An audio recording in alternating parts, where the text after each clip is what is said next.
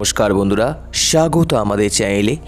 আজকে আমি আপনাদের দত্তপুকুরের জাগ্রত সিদ্ধেশ্বরী কালীর অলৌকিক কাহিনী সেই বিষয়ে তথ্যাবলী প্রদান করব।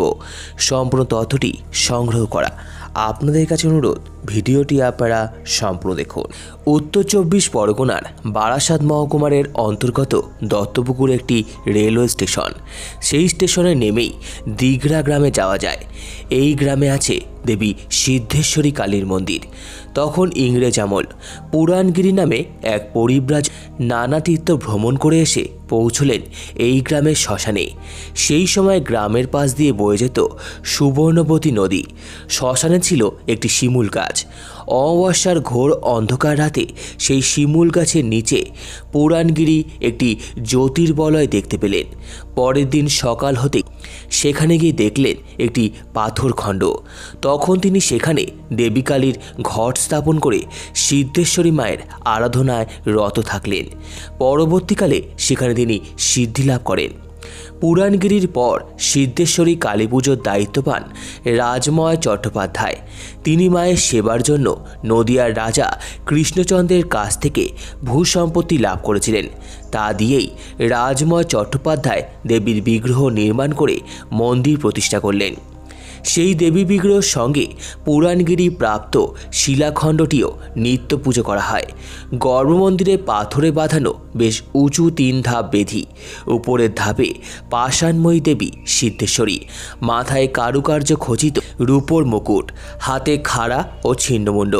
পরের ধাপে আছে পুরাণগিরি প্রাপ্ত শিলাখণ্ডটি। শিলাখণ্ডে চোখ, নাক, মুখ সবই আছে। সোনার মুকুট, সোনার জিভ।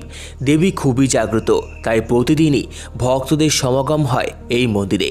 দত্তপুকুর রেলওয়ে স্টেশন থেকে মন্দিরের দূরত্ব 4 কিলোমিটার এবং টাকি রোড থেকে প্রায় 6 কিলোমিটার। টাকি রোড কিংবা দত্তপুকুর রেলওয়ে থেকে রেলওয়ে স্টেশন থেকে রিক্সা অথবা অটো রিক্সায় করে মায়ের মন্দিরে আসা যায়। মন্দিরের পিছন দিক দিয়ে একটি পথ চলে গেছে পাকা ঘাট বাঁধানো সুবর্ণবতীর তীরে, যদিও সেটি বর্তমানে একটি কুণ্ডের আকার ধারণ করেছে। কুণ্ডের পবিত্র জল দিয়ে সিদ্ধেশ্বরী মায়ের পুজোর কাজ করা হয়। কুণ্ডের সুদৃশ্য সিঁড়িঘাটের পাশেই রয়েছে লোহার গ্রিল দিয়ে ঘেরা পঞ্চমুণ্ডের আসন। পুরাণগিরি ছিলেন 10 নামী সম্প্রদায়ভুক্ত সন্ন্যাসী। তার বাড়ি ছিল কার্ণকুঞ্জে। অক্ষয় কুমার দত্ত প্রণীত ভারতবর্ষের উপাসক সম্প্রদায় গ্রন্থে পুরাণগিরিকে ঊর্ধ্ববাহু সন্ন্যাসী বলে উল্লেখ করা হয়েছে।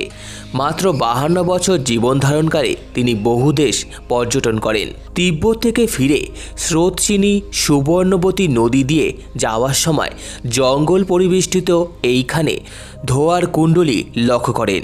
কৌতূহলবশত তখন তিনি জঙ্গলের মধ্যে প্রবেশ করে দেখেন সেখানে একটি চিতা জ্বলছে। তারই ধোয়া কুণ্ডলী পাকিয়ে উপরে উঠছে। পাশেই রয়েছে একাঙ্গীভূত অসত্য শিমুল গাছ। সাধককে মুগ্ধ করল এখানকার আধ্যাত্মিক পরিবেশ। সাধনার অনুকূল ভেবে তিনি তখন এই স্থানে থেকেই সাধনা করার সিদ্ধান্ত নিলেন। এইখানেই এক গভীর রাতে মহাসাধক পুরাণগিরি একাঙ্গীভূত অসত্য শিমুল গাছের গোড়ায় তীব্র জ্যোতি বিকীর্ণ হতে দেখেছিলেন। সাধকের অন্তর্দৃষ্টিতে ধরা পড়ে ইচ্ছাময়ী তারার আবির্ভাব। তো আমার এই ভিডিওটি ভালো লেগে থাকলে অবশ্যই লাইক করুন, আমাদের চ্যানেলকে সাবস্ক্রাইব করুন, ভিডিও শেয়ার করুন, কমেন্ট করুন এবং ধন্যবাদ।